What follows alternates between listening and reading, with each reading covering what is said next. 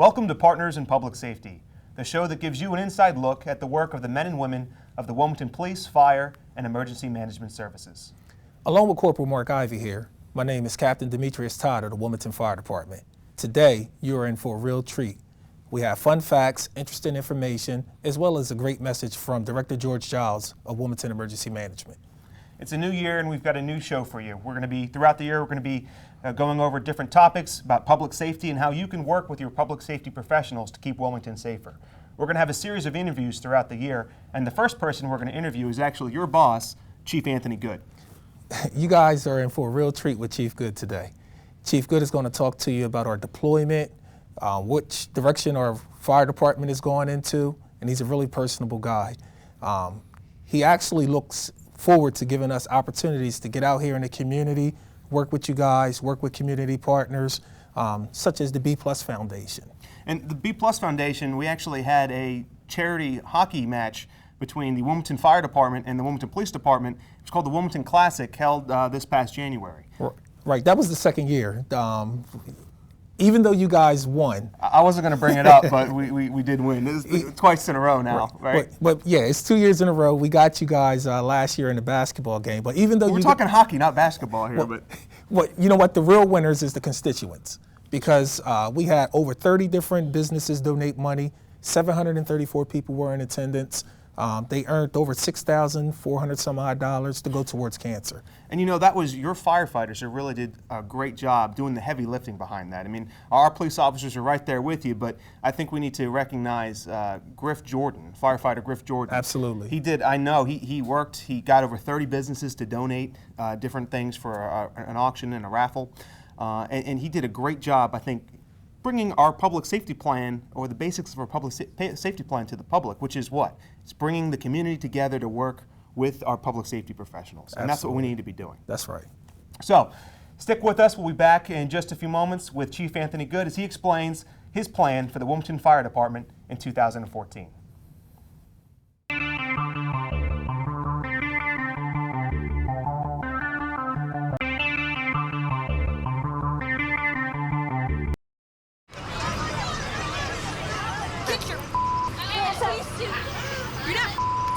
Yes, I am. Move! Give it to him hard! No. Every day, kids witness bullying. Why you stab me with it? No. They want to help, Ow. but don't know how. Oh, Teach your kids how to be more than a bystander. Visit stopbullying.gov.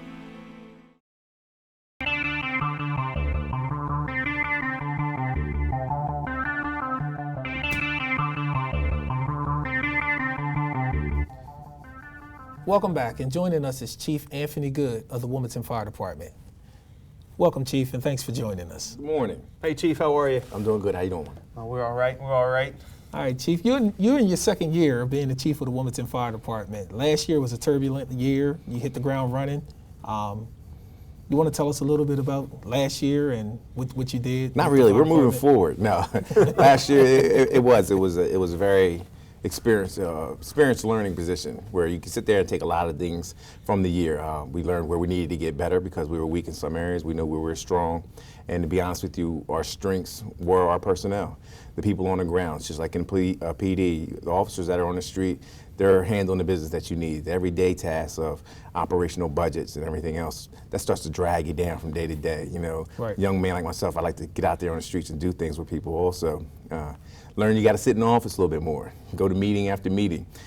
But we don't want to do 2 meetings, we want to actually make action happen. So it was a good year. We did a lot of good things. We started a lot of new programs, changed some programs that we had that maybe weren't effective or efficient. We changed them up to make them a little bit better. Right. But 2013 is going. We're in 2014 now, and we're moving forward. Well, speaking of 2014, with respect to strength, your fire department is a relatively big fire department, and it is the only paid fire department in the state of Delaware. Is that correct? It is. Okay. So with respect to your authorized strength, how many men and women of the Wilmington Fire Department do you have under your command? There's 172 uniform strength for the Wilmington Fire Department, 177 including our 5 civilian employees.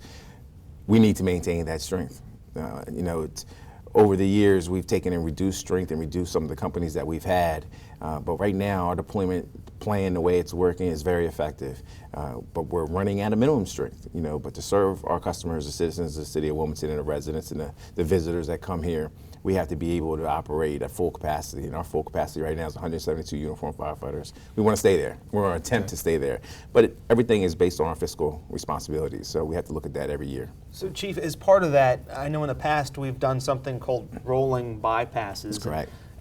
Are we still doing that? Is there, and that's, you have to do that because of strength purposes, right? It is. We have a minimum manning in the city of Wilmington for the fire department based on our collective bargaining agreement and based on a true need. It's 4 individuals that are on an apparatus, 1 officer, 4 firefighters, and then we have the district chiefs that run the city.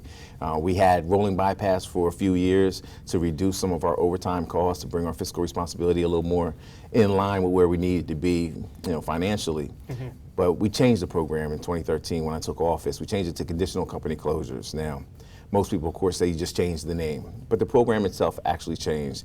What we did was we take and redesignated our strengths across our shifts, and by doing so, it gave us a little additional bodies on each shift to fill vacancies that are occurred by sick leave, military leave, or vacation usage.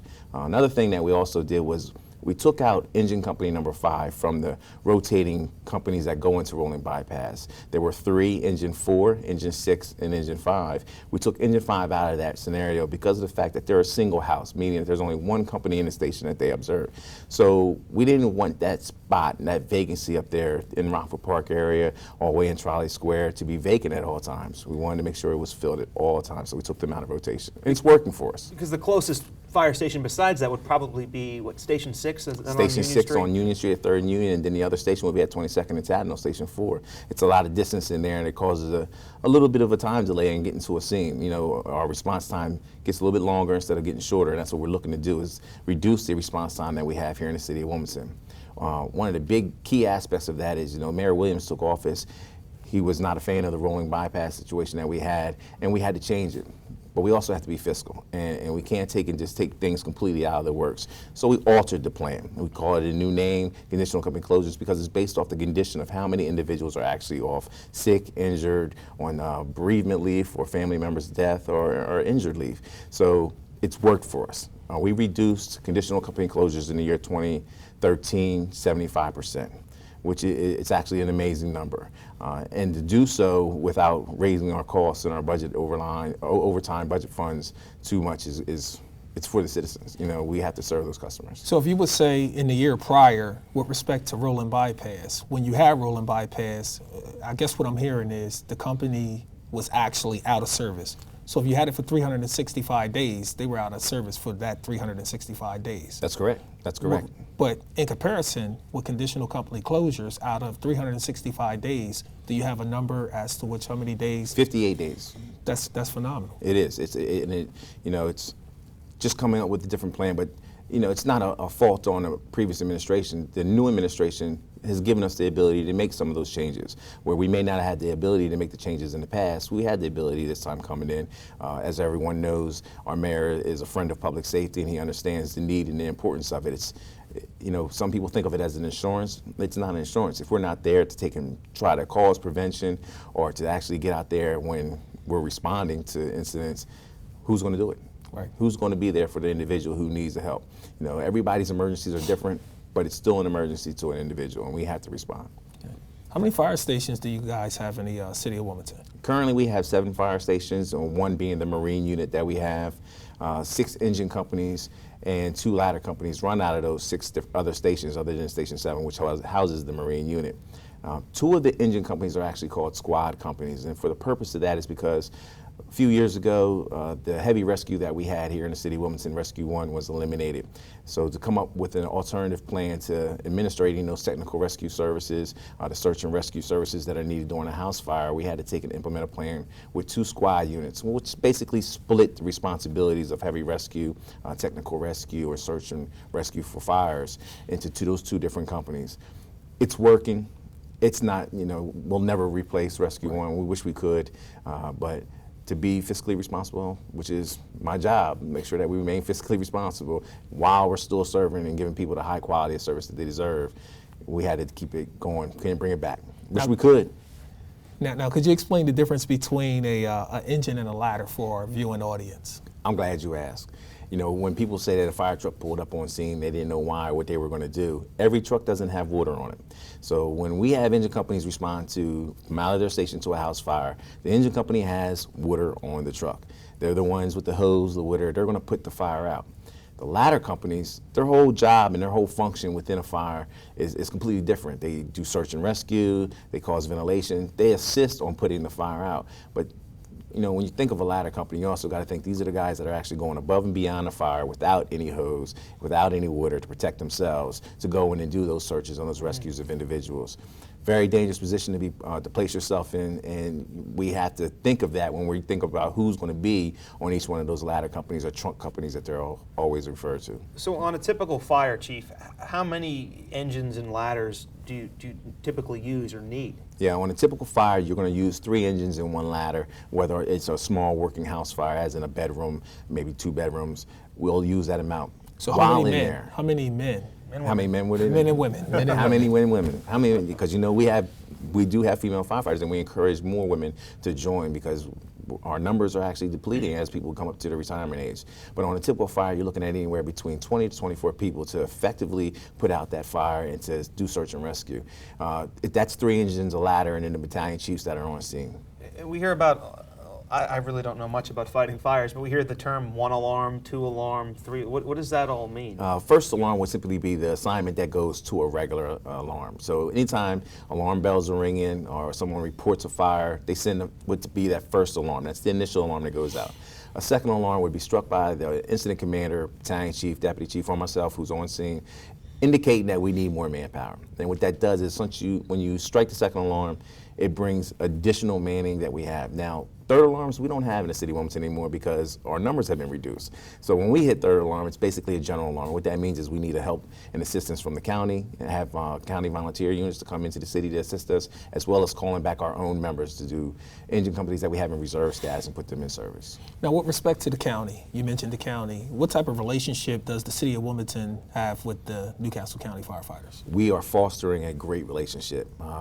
We've done some changes in the way that we've approached the Volunteer County Firefighter Association out there. We've become more active. We go to all of their meetings, all the ones that we can attend. We miss one here or there, same nights as other meetings, of course. But we go to all the meetings, we participate, and we've taken and built a relationship where now we're on mutual aid responses back into the county to assist them when they need it. All the surrounding areas around the city, Tallyville, 5 Points, Ellesmere, when they have a situation and they need additional help, we come. You know, you call us and we come.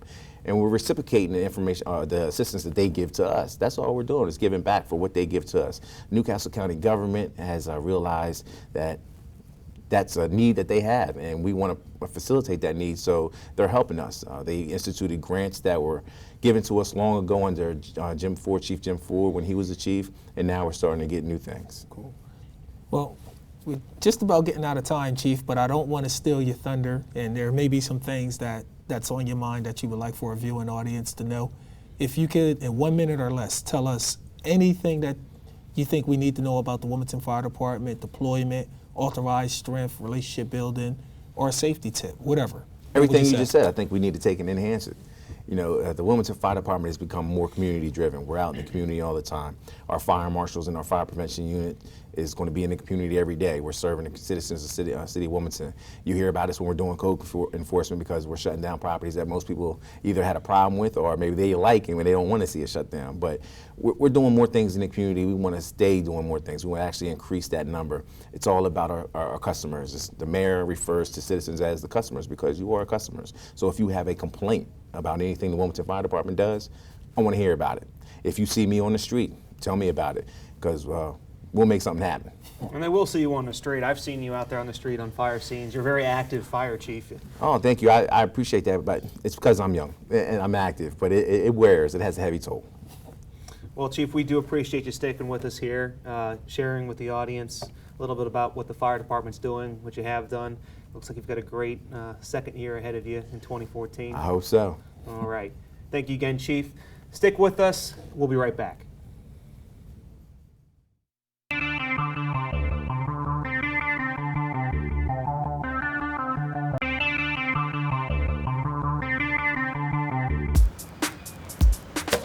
Hey! Hey! Hey, you! Could you put that coffee cup in here, please? Yep, I'll take anything on that list you've got. Cans, bottles, newspapers. That trash is worth money here in Wilmington when you toss it into one of these bins, so hit me with everything you've got. Can I do this myself? Well, sure. Then you could earn your own rewards. Do a good thing for the planet, and it's so easy. Hey, Wilmington.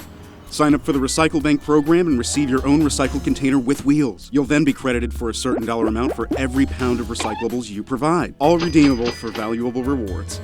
There's enough recyclables for everyone, so let's recycle, Wilmington, okay? You know what? I'm doing it.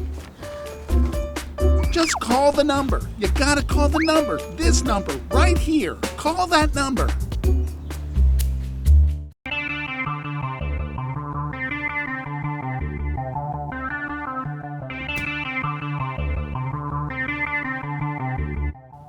Welcome back to Partners in Public Safety. Each year, the Wilmington Police Department works incredibly hard to solve some very difficult crimes. Unfortunately, since the early 90s, we have over 70 homicides that remain unsolved. Known as cold cases, these are crimes that remain unsolved because of a lack of witnesses, evidence, or other information that can help us with the solvability factors. Last year, Corporal Jermaine Crawford took to the streets to bring you some of these cold cases where we need your help. Right now, Corporal Jermaine Crawford is going to review some of the cases we brought to you in 2013 that still need your help.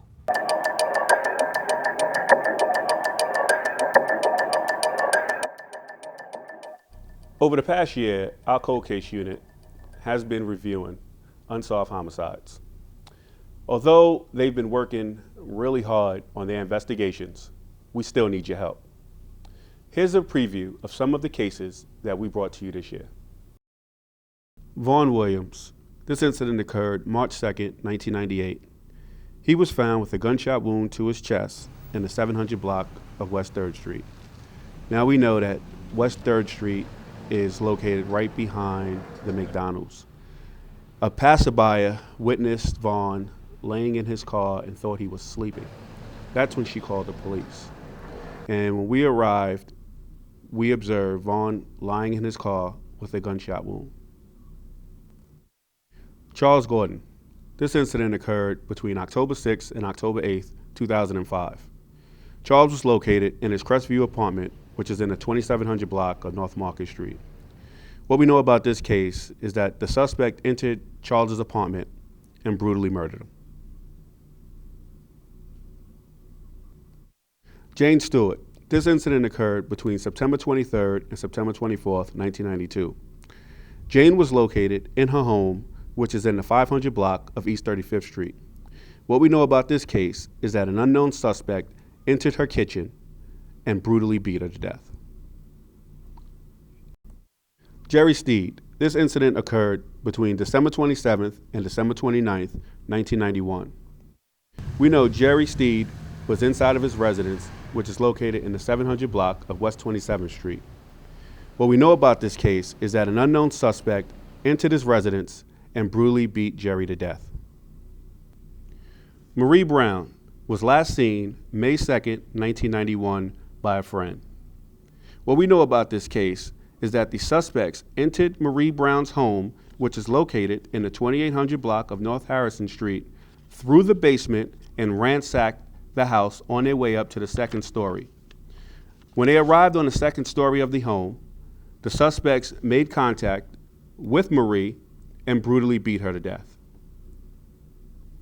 Linda Armstrong of Newcastle, Delaware. Her body was located in the early morning hours by an employee of an area business near Vanover Avenue and Bauer Street. What we know about this case is that the night before, Linda was involved in an altercation with a couple of suspects who brutally beat her to death. If you have information regarding any of these cases, please contact Detective Kimberly Path at 302-576-3643. Thank you. We have a new segment for you on Partners in Public Safety. It's called Questions from the Street. It gives you, the viewing audience, an opportunity to have a quick look inside of the Wilmington Police Department as well as the Wilmington Fire Department. So when you see the WITN Channel 22 van, please approach them and ask them a question. We look forward to hearing from you soon. And speaking of questions, we know that in these harsh winter months, people often wonder about how to protect themselves from the winter weather. We have Director George Giles here from the Office of Emergency Management, who's going to provide some winter safety tips to keep you and your family safe. Typically when the governor issues a state of emergency, and then in the city of Wilmington, the mayor will issue a limited state of emergency for the city of Wilmington. A state of emergency is defined by what follows in the declaration. In some cases, there's really no limitations to it. It's a precautionary measure. It allows us to be able to use some state resources that normally are not available to us. The National Guard, for instance, if we need them as a resource for transportation, for assisting our emergency responders, and getting to areas that we use their transportation. Typically, it'll talk about your driving, if there's a driving restriction on. The one we had last week was typically one that recommended that you not be on the street so we could provide our cleanup and get our emergency vehicles around without it being hampered, but it didn't say you could not drive. Sometimes it'll tell you that businesses must close. And that's a question we get a lot of times from employees. We'll get employees calling us saying, oh, my employer's opening and I don't have to go to work because of the state of emergency, and that's not true. Typically, employers stay open. We want people to stay open. They need to get to the supermarket. They need to get fuel. We need to get fuel trucks around to the area. So businesses do stay open during a state of emergency. Now, some of the storms we've had in the past, we have closed businesses. We had made that in the declaration that during a state of emergency, all businesses must close. Only essential personnel are allowed to be out on the roads, are allowed to go to work. Sometimes that definition, what is an essential personnel to a business? And we usually define that as somebody that needs to keep that business operational during that period of the declaration. That could be, in our case, a hospital worker that has to feed somebody in the hospital, a nurse that has to get to the hospital back and forth. So that's essential. A maintenance man that keeps the heat on in the building. For us, that's an essential personnel for that business to keep up and running during a state of emergency. And or businesses are supposed to be closed. Businesses have to register with the state on who their essential personnel are. And then we give them a waiver for those people to be able to be out during that state of emergency. Okay. Now, as far as the weather goes, it has been so cold and water pipes have been bursting. What do you advise to the community? Well, like I said, the weather has been extremely, extremely cold. I mean, we always consider in Wilmington with the wind chill factor that we use in our charts that people need to be inside. People need to be in warm areas. They need to dress warm. We are really concerned about the water pipes. We have probably excess of 100 calls. I've been here for 40 years, never have answered as many water calls, seen as many water calls answered by our water department, our emergency response, the fire department, as we have in the last 2 weeks. We are extremely busy with pipes bursting, not only in the homes, but in the streets and that kind of thing. We ask people for their homes, couple things they can do, especially if their pipes are on the exterior of the walls, which sometimes they are in kitchens and bathrooms and stuff like that. Try to leave a little bit of the water running, just a drip or something like that. As long as the water's moving, it tends to not freeze as easy. It's usually underneath a cabinet or something like that where the pipes freeze.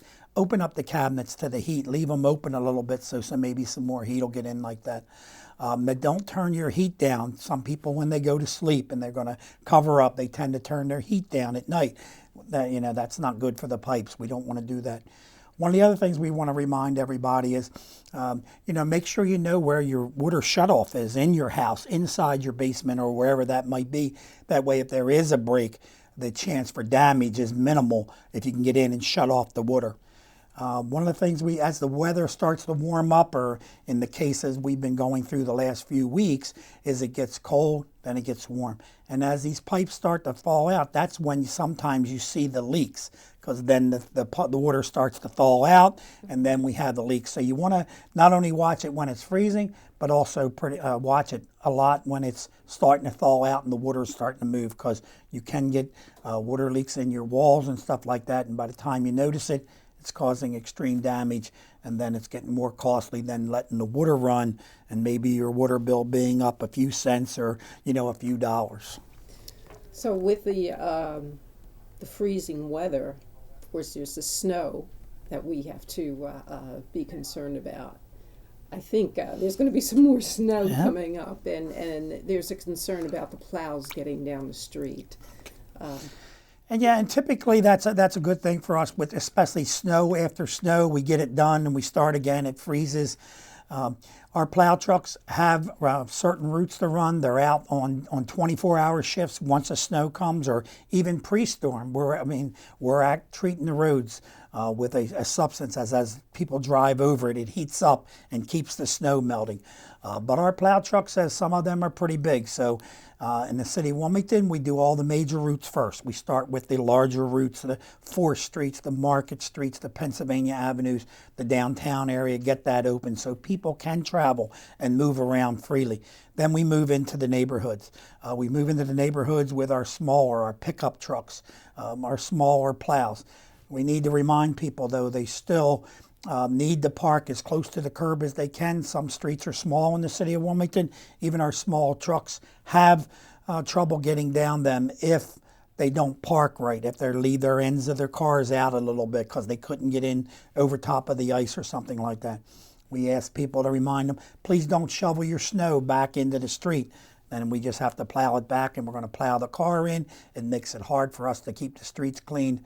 And then we specifically ask that if you're in the area of a fire hydrant, that you do not put snow around a fire hydrant. If you see a fire hydrant that's covered, please take that couple extra seconds and maybe shovel around it, so when we get there, we're not delayed by us having to do that, and before we can hook up to the hydrant, so we ask to do that. So, any advice for home?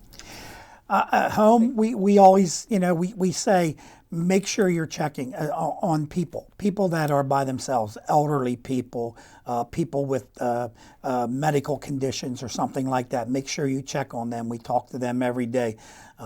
Make sure if you do go out, if you have to go out, to make sure you dress in layers and you have the proper clothes. If they get wet when you come back in, change them immediately. If you need a resource, try to find it and information. Call the City of Wilmington constituent service numbers at 576-CITY. Maybe we can recommend some kind of service you might need, alternate heating method or something like that, or where we've been informed that maybe Catholic Charities is offering something, or even if you need a place, we might be able to find temporary housing, or we have an agreement with our Code Purple with the Salvation Army. We're putting about 50 people, up to 50 people extra a night in the Salvation Army with this cold weather, and our Code Purple for the city of Wilmington.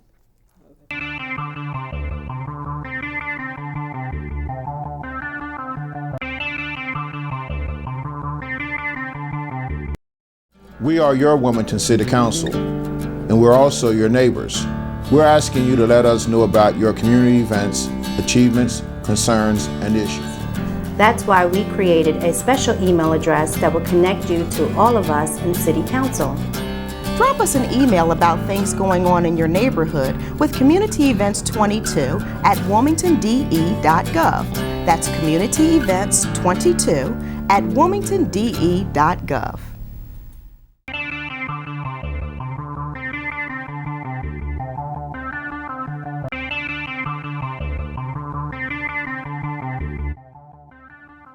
Each quarter, the Kiwanis Club of Wilmington honors a Wilmington police officer as the Officer of the Quarter. This officer exemplifies the Kiwanis ideals of character, intelligence, and service to the city of Wilmington and its residents. This quarter, Corporal Matthew Geiser of the Police Department received that honor. Corporal Matthew Geiser began his career with the Wilmington Police Department in September 2006.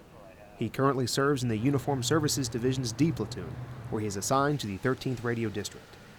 As a certified police instructor and member of the Mobile Field Force team, Corporal Geiser was responsible for the purchase of new 40mm launchers for less lethal munitions and designed and implemented a new training program for their use.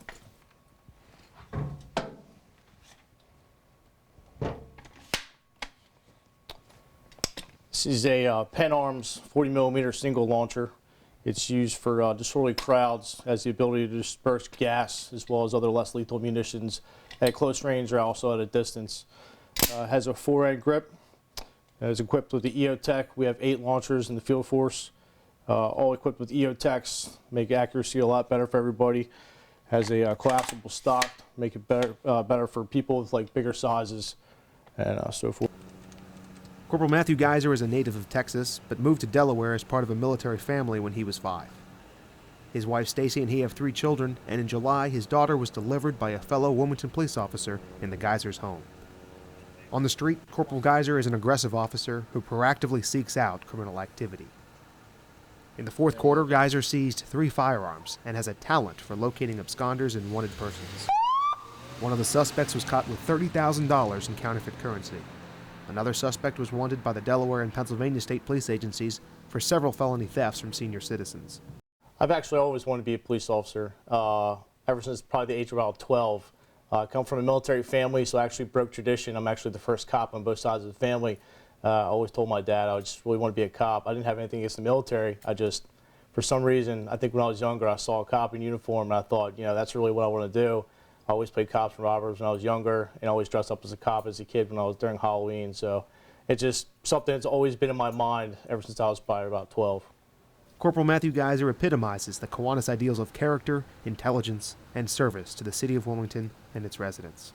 Congratulations. The Kiwanis Club also shares in recognizing a firefighter. This year, the Kiwanis Club recognized firefighter Andrew Cavanaugh. The first engine of the Etna Hose Hook and Ladder Company reported a working house fire with smoke showing and began an aggressive fire attack. As a volunteer, firefighter Cavanaugh responded directly to the scene where he found the firefighter had fallen through a burnt-out section of the first floor and into the basement. Immediately, firefighter Cavanaugh transmitted the mayday and ran to the engine and retrieved the roof ladder. He re-entered the structure and placed the ladder through the hole in the floor and assisted the fallen firefighter out. Firefighter Cavanaugh was not injured, and the firefighter that fell through the hole received only first-degree burns. After being treated at Christiana Emergency Room, the downed firefighter was back to work that same day. At the end of every show, we want to leave you with a public safety tip to keep you and your family safe. Well, you know, during the winter months, a lot of people try to use alternative sources of heat to heat their home. What I mean by that is they use their ovens while they're cooking, or they just open up their oven door and they use that heat from the oven, that radiant heat from the oven to heat their homes. The problem with that is it causes a lot of carbon monoxide poisoning. So the tip that I will leave our viewing audience with today is don't heat your home with your ovens. All right. Well, that's all the time we have for today. Thank you for joining us on Partners in Public Safety, and keep your eyes out for the WITN Channel 22 van and have your questions ready. We'll see you soon.